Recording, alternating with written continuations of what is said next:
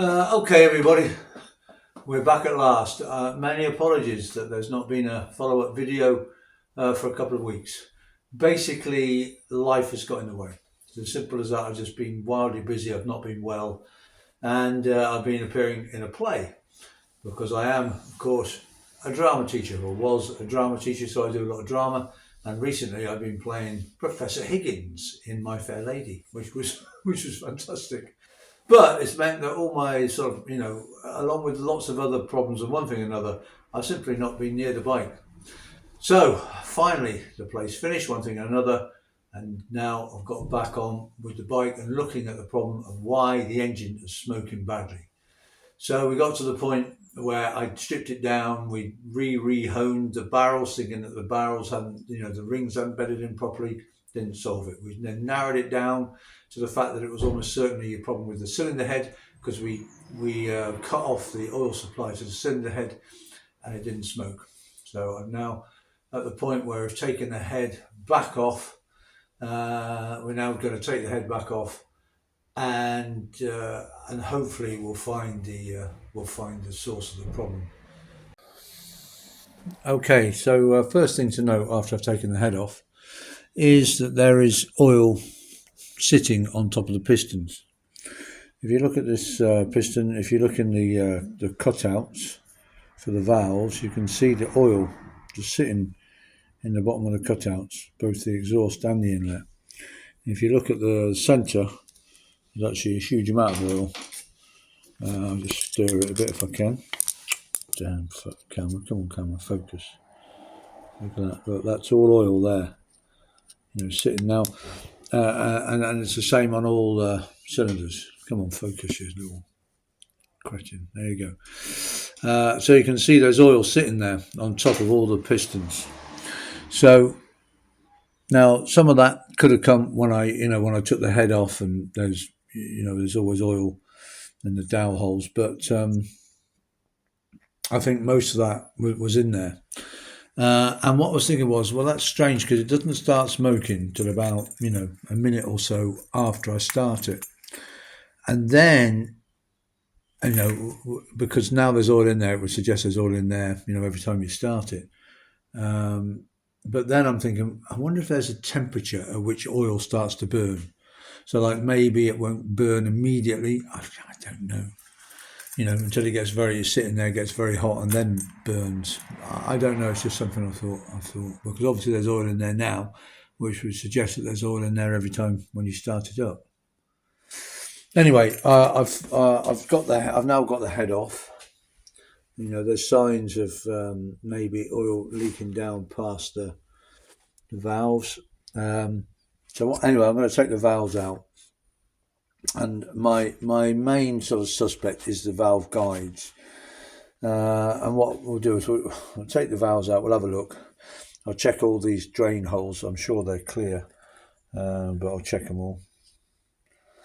But we'll take all the valves back out, and I'll check, like I say, my main suspect at the moment are the valve guides, and that there's oil leaking past the guides. We had new guides fitted, but we'll see. Well, I've taken the first valve out, and I must say I'm mighty relieved, because as I pulled the valve out, the valve guide came out with it. So I think we have pretty much definitively sorted out the cause of the problem. Look at that. It's so loose.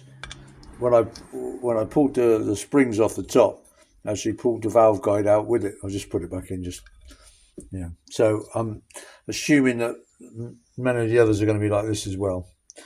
And that's the source of our problem. So I'm blaming the engineers. Now, ironically, the engineers, I think, they did an okay job on the honing, but they did a very bad job on fitting the new valve guides. Anyway, I'm kind of relieved. I'm very relieved at this moment in time, because obviously I've found the source of the problem. And this never occurred to me that the exhaust, that they'd been badly fitted, but that's what it is. I never checked them or anything. I just came back from the engineers. He cut all the valve seats. He'd done everything. It never occurred to me that He knows what he's sort of been in business 40 years or something. But there we go. So I'm kind of pleased. So I'll take all the rest of the valves out now, bag them all up so they don't get mixed up. And we'll come back and we'll have a look at all the valves and see the valve guides and see what they're like. So there we are, got all the valves out, and all three exhaust valve guides look just, I mean, you couldn't have got a slacker fit. I mean, talk about sliding fit. I mean, they're just totally loose. And they're cold. Of course, as the engine heats up, it's only going to get worse. And then the centre inlet guide is also loose. Wow, the two other the timing side and drive side in valve guides are okay. Well, they're okay now, but when it heats up, they probably come loose as well. I mean, it's unbelievable. Look, the valve guides they're just they're less than finger tight. Unbelievable. So yeah, so there we are. At least, I mean, the good news is I found it, so I'm very relieved. We found the smoking gun, as it were. Dear me, but I mean, I don't know. But you see, I never thought to question it. So, the engineers did it.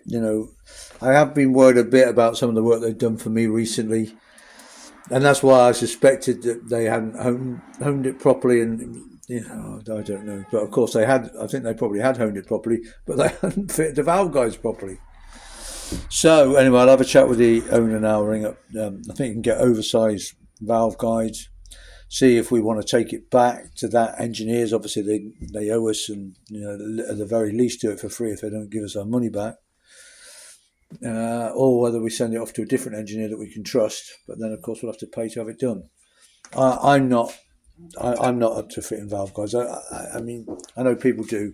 Just hang on a minute. I've got something at the door. Yeah. So anyway, the main thing is that's been the problem. It's been the valve guides. I kind of suspected all along that was a sort of symptom that it was getting hot. The oil was filling up. Around here. These are the drain holes, and you can see why there's drain holes. Without those drain holes, there's no way that the oil can drain out of there because there's no way through to the push rod tubes. So these just completely fill with oil, and then they will go down the tops then of the valve guides. So that's why it can be that these drain holes are blocked.